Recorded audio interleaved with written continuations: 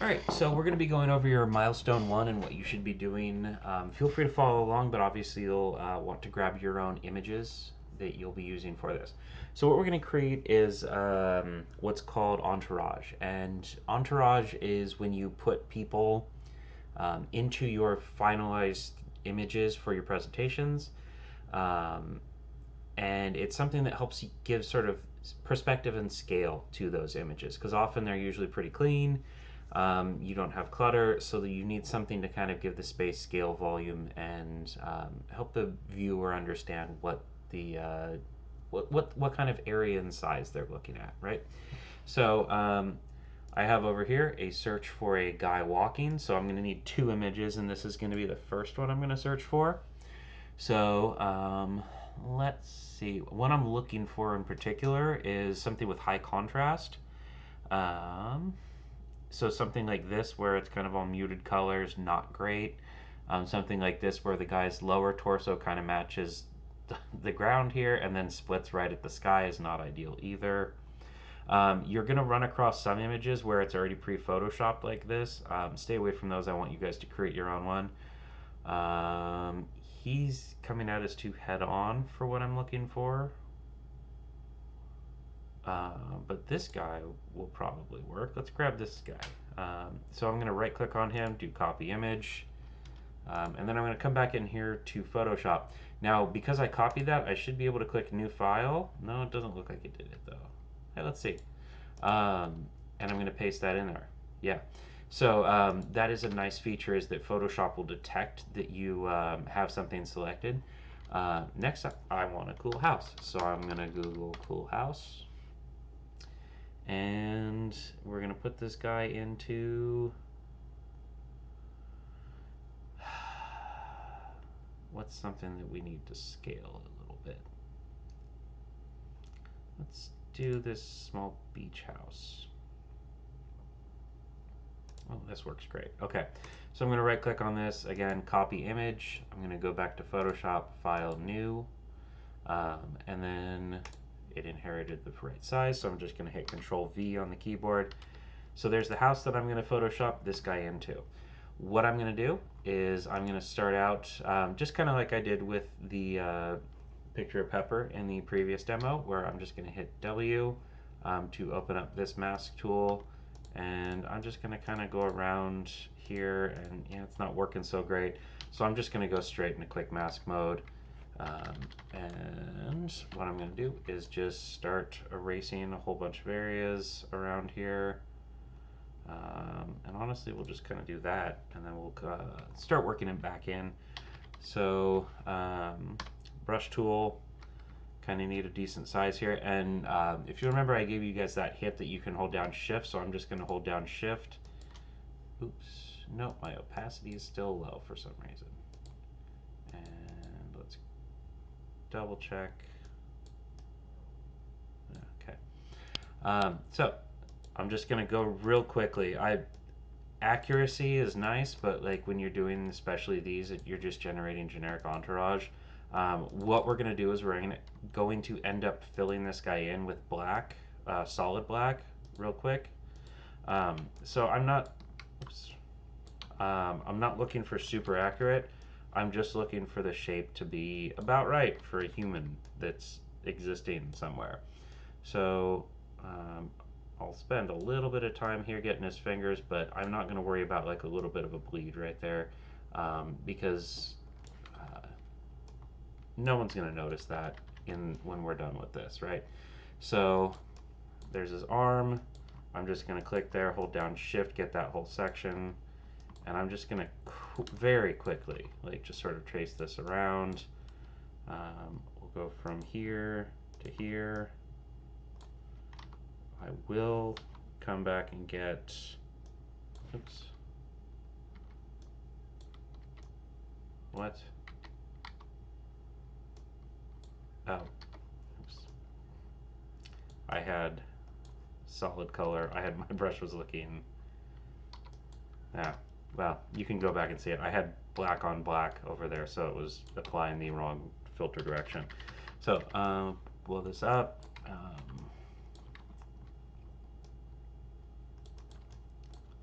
Yeah, I think this guy in shorts is a good choice for my beach housey vibe here.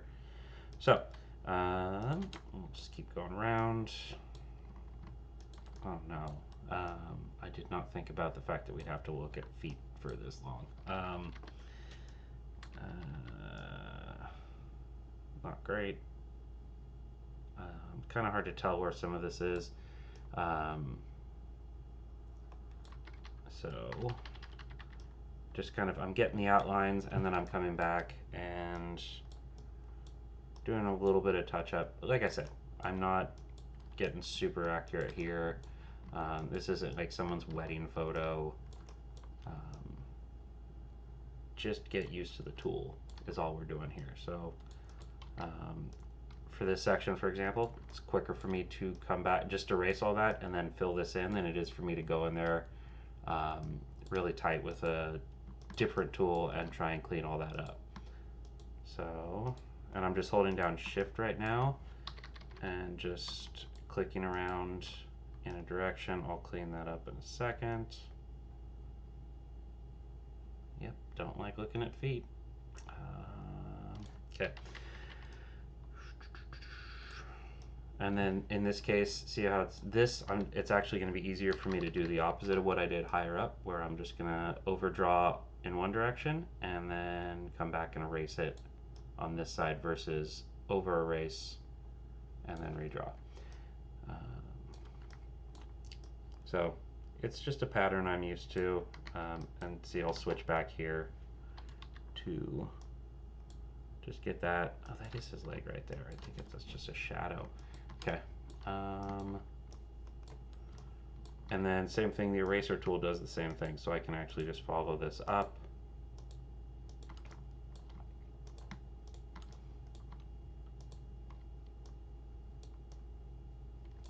And then we'll blow this up a little bit, erase that, fill that in, just kind of checking errors on my way back up. Delete that, erase that, and then redo this. We'll just erase this section, and then again, I'm just going to kind of jump through here really quick with select held down. Oops. If you do need to undo, it's Control Z. That lets me go steps back, and then Shift Control Z will let you move forward. So if you do have some mistake, I have kind of this home position that my left hand is typically in, where it's just kind of hovering over Control Alt Shift all the time in Photoshop. In other programs, I'll kind of be hovering more over the middle of the keyboard. So like when we get to especially SketchUp, I'll have my hand kind of over the middle of the keyboard. Again, just a tip for kind of giving you guys speed, because that's what you're going to want in order to get stuff done quicker. But understanding the keyboard shortcuts for a lot of these programs is super helpful in terms of getting your speed up. And I'm kind of rambling on a little bit because I have almost finished this guy.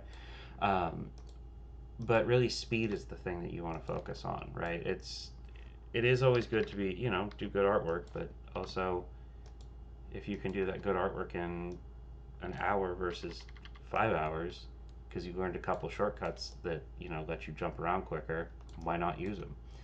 All right.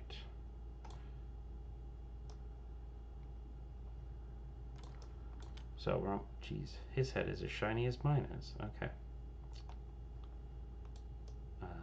Something else too. If you're tracing a line like his head, and you're going, oh, okay, and then you screw up, you have to Control Z that whole thing. If you do a little bit and then do another click and then do another click, then you only have to undo that last section you did. So that's just kind of a generic tip if you are doing something like that. Okay, so we missed this section too. Get that filled in. Okay, great. So what I needed him for wasn't, I've got him outlined nice, really nice right here. I'm not going to worry about his glasses. What I need him for is I actually need his selection area, right? The rest of him doesn't matter, so I'm going to create a new layer here. Oh no. Okay, yeah, we're still in it. All right, new layer, and then I'm going to hit Q to get out of that selection mask. Again, I selected the wrong way, so I will go up here to select inverse. So now we've got him selected, but again, what I really need isn't him as much as I need his shape. So I've got this new layer that I created here, and what I'm going to do is just switch. I'm going to hit D, go back to default in case I wasn't already there. I'm going to get a nice big thick black brush, and I'm just going to completely fill him in, right? So here he is completely filled in. I can deselect him with the mouse there, so I've got just now this shape right here. So that's our guy right there. Next, what I'm going to do is I'm just going to hit Control A to select this whole layer. Again, I'm on the layer that I just kind of created here, not the layer with the photo. I'm going to copy it. I'm going to go back to this image, and I'm going to paste him in here. He's going to come in pretty big because his image was actually a slightly higher resolution than the house was. And then there's the thing that Adobe changed that I've hated ever since, which is now by default they actually scale like that instead of having to hold down Shift. So I'll get used to it one of these days. So what we're going to do is we're just going to kind of move him around here in the image, and I'm trying to give scale to this space, right? So, you know, that door's probably going to be 6'8". Dude's probably 5'6", 6 foot, somewhere around here, which means he'd come up to about right there if that door is an accurate height. And so then I can just put him right here. I'll actually make him a little bigger because he's closer to the camera. And then I will apply him. So I'll hit that check mark right there. So now he's in here, but one of the important things about Entourage is that you don't always want it to be completely solid, right? I'm going to hold down Alt and click and drag him over here. I'm going to make him a little bit bigger too, because this is now closer to the camera. And then again, check mark.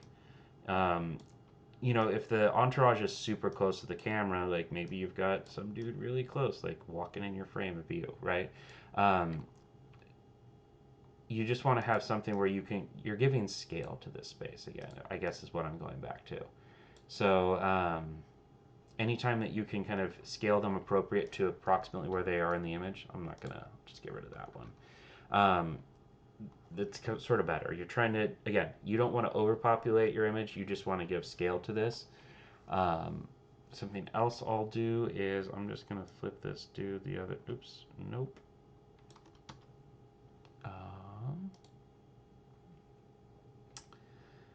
Uh,